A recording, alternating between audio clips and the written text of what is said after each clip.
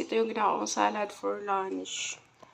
Radish na may sili at kamatis at saka sibuyas na puti. Pamintang durog, ayan. Saka vinegar. Tapos, ito, stir fry na okra.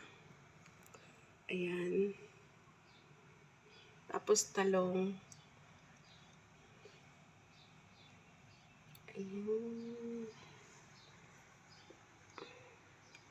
Tapos ito yung sausawan ng talong at saka okra, bagoong.